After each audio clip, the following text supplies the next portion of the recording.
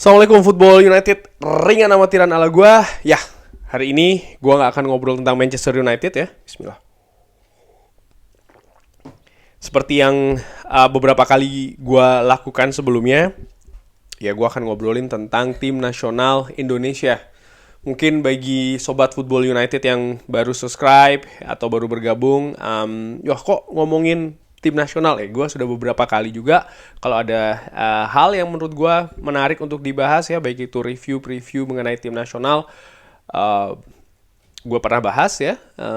Lalu juga mungkin tim nasional negara lain kaitannya dengan turnamen mungkin yang nanti akan datang Piala Dunia juga akan gue bahas di Football United. Jadi kadang-kadang gue combine juga, tidak selalu tentang Manchester United. Ini sobat Football United yang sudah lama jadi subscriber pasti sudah tahu ya. Oke, kali ini gue akan ngobrolin terkait dengan tim nasional Indonesia Under 21 yang berhasil melaju ke Piala Asia tahun 2023 di Uzbekistan.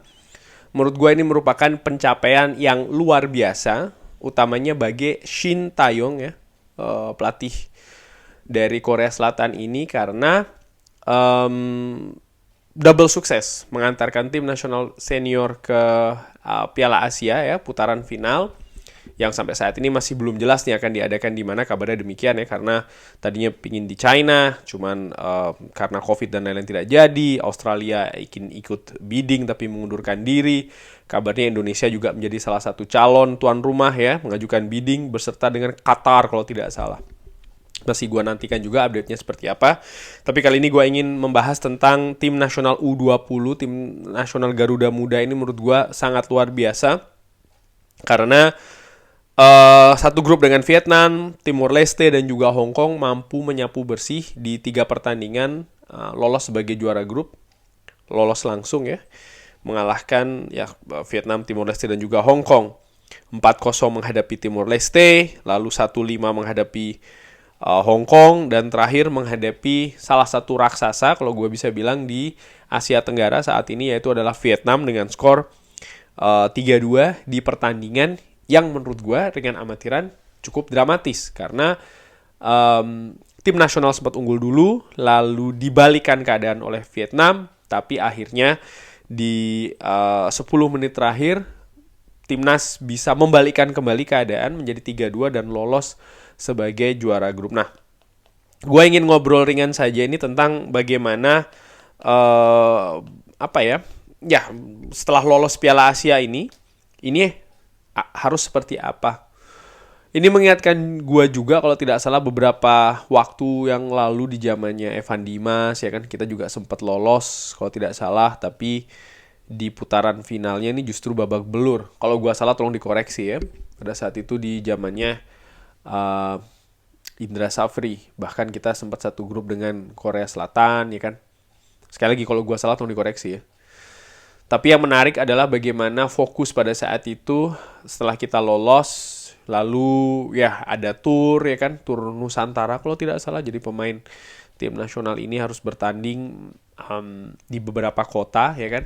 Karena pada saat itu memang demam tim nasional cukup besar melanda, dan gue harapkan tahun ini atau untuk tim nasional kali ini yang akan berlaga di di Uzbekistan tahun depan, tahun 2023 ini ya tidak ada hal-hal demikian ya. Kenapa? Karena gue lagi ngecek ini. Ternyata di bulan Maret nih, tanggal 1 sampai dengan tanggal 18. Jadi kurang dari setahun lagi ya. Karena menurut gue ya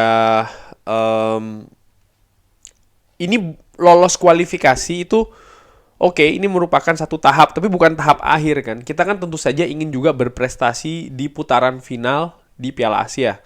Yang kita belum tahu, pastinya kita akan satu grup dengan siapa. Tapi kalau melihat tim-tim yang sudah lolos, yang sudah qualified, ini merupakan tim-tim papan atas semua menurut gue di Asia. Dimulai dari Uzbekistan ya, sebagai tuan rumah, ini pernah menjadi runner up di tahun 2008. Lalu ada Saudi Arabia, ini juara grup A, pernah menjadi juara 3 kali, termasuk yang terakhir adalah tahun 2018. Qatar pun juga demikian, pernah menjadi juara di tahun 2014. Jepang ada di sana, menjadi juara di tahun 2016.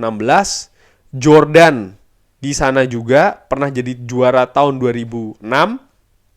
Korea Selatan pernah jadi juara 1, 2, 3, 4, 5, 6, 7, 8, 9, 10, 11, 12 kali ya.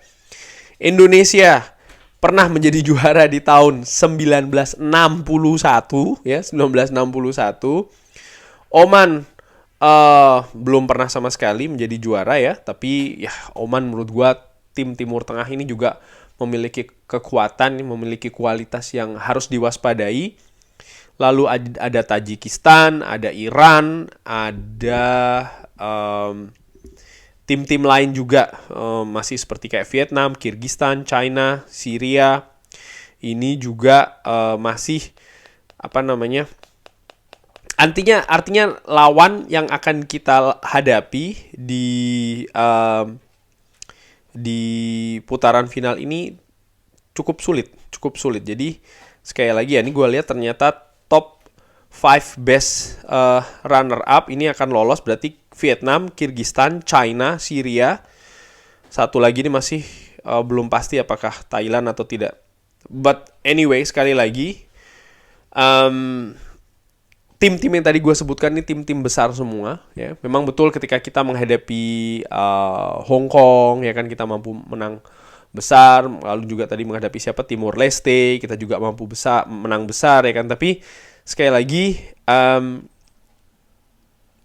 kalau tidak dipersiapkan dengan baik, maka ya kita akan bisa babak belur di di putaran final. Yang menurut gua sih itu tujuannya. Memang betul untuk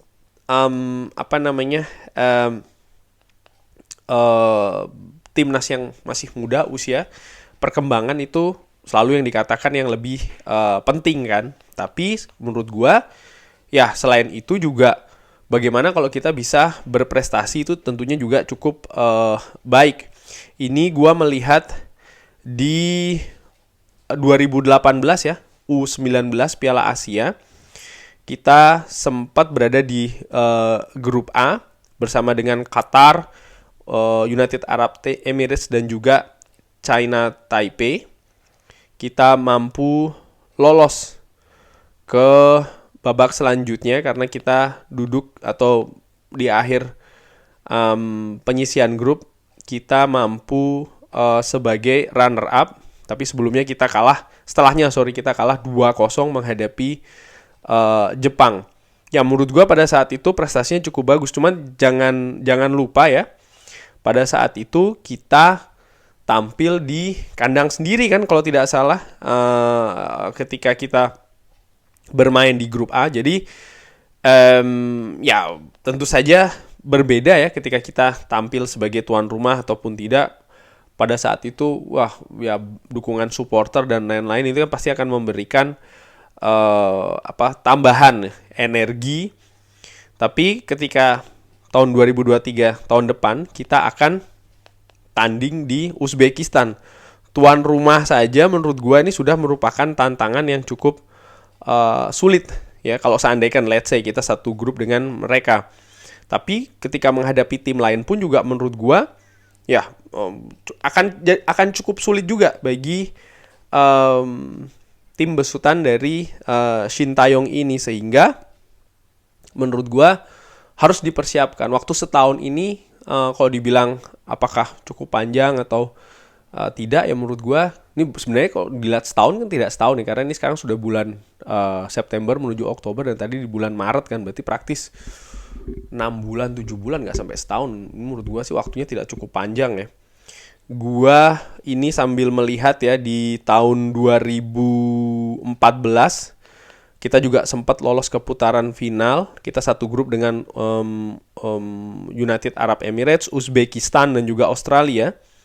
Kita kalah 3-1. Ini berlangsung di Myanmar ya. Kita kalah 3-1 menghadapi Uzbekistan, kalah 0-1 menghadapi Australia, lalu kalah telak 4-1 menghadapi United Arab Emirates, Uni Emirat Arab.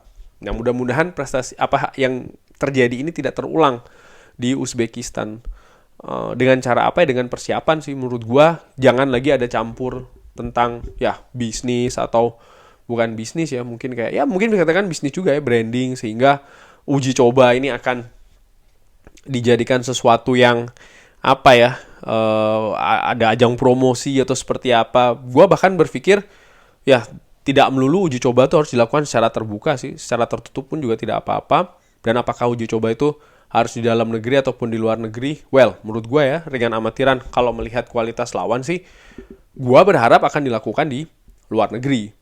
Dan kenapa kalau harus di luar negeri? Ada dua faktor paling tidak. Nomor satu adalah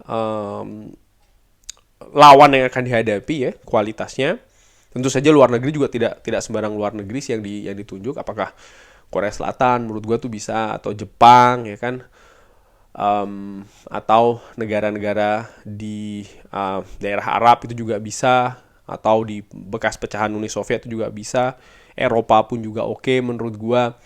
Selain menghadapi lawan dengan kualitas yang lebih tinggi ya, sehingga bisa menguji betul bagaimana juga fasilitas latihan. Karena selama tim nasional berada di tempat situ kan juga mereka akan melakukan latihan kan, dan ini fasilitasnya menurut gue juga penting. Di samping juga mentalitas bertanding itu juga bisa ditingkatkan, dan tidak kalah penting adalah ya hingar-bingar. Kalau ini dilakukan di Indonesia ya, menurut gue nanti akan terganggu nih konsentrasi tim nasional, karena setiap kali melakukan pertandingan uji coba bukan tidak mungkin akan diliput media dengan sangat besar ya kan, animo penonton segala macam, sehingga konsentrasi dari para pemain ini menurut gue rawan terpecah. Dan sebaiknya tidak, karena supaya bisa lebih fokus. Apakah jangka pendek, jangka panjang, jangka menengah ya, ini tentu saja kalau bisa panjang sih bagus ya. Cuman kalau ya ini kan pastinya juga ada soal masalah dana, operasional dan lain-lain. Tapi menurut gue persiapannya ya gambarannya seperti itu, jadi bisa fokus. Sekali lagi menurut gue dalam negeri, luar negeri, gue lebih suka di luar negeri ya, banyak tempat yang bisa dicoba. Berikan Sintayong keleluasaan, menurut gue ini sangat penting untuk menentukan squad, menentukan strategi, menentukan tempat bahkan kalau perlu untuk uji coba. Jadi federasi ini sifatnya nanti betul-betul mendukung ya, memfasilitasi sistem latihan apa yang ingin diterapkan oleh Sintayong. Karena menurut gue apa yang ditunjukkan oleh Sintayong ini betul-betul harus diapresiasi, jelas oleh federasi ya, mengantarkan dua timnas yang berbeda ke putaran final Piala Asia ini menurut gue sesuatu yang luar biasa, dan ini dilakukan oleh seorang loh. Dan menurut gue ini harus diapresiasi dengan cara apa ya, dengan cara memberikan support dan dukungan yang lebih besar lagi, termasuk ya ini tadi di masa persiapan sebelum tim nasional U20 berlaga di Uzbekistan tahun depan ya, di bulan Maret. Kurang lebih demikian bagaimana menurut Sobat Football United mengenai lolosnya timnas U20 ke Piala Asia. Menurut gue ini merupakan satu langkah yang bagus, tapi ini belum akhirnya ya. Ini belum akhir dari proses ini. Masih ada lagi nanti di putaran final di Uzbekistan yang gue harapkan sih bisa lebih berprestasi lagi. Di terakhir kali kita mampu lolos dari penyisihan grup menurut gue cukup bagus. Jepang menang 2-0 pada saat itu, tapi ya ini menunjukkan memang betul kita kalah, tapi kan kalahnya menurut gue dalam tanda kutip terhormat lah ya. Kita kalah 2-0 menghadapi Jepang, di mana Jepang biasanya wah skornya gede-gede ya kan. Cuman untuk mengulanginya nih menurut gue tidak mudah. Seperti gue singgung di putaran pada saat itu kita mampu lolos grup, faktor yang besar yang pada saat itu terjadi adalah kita di penyisihan grup adalah sebagai tuan rumah. Kali ini kita tidak punya keuntungan tersebut. Kita akan tanding jauh di Uzbekistan sana.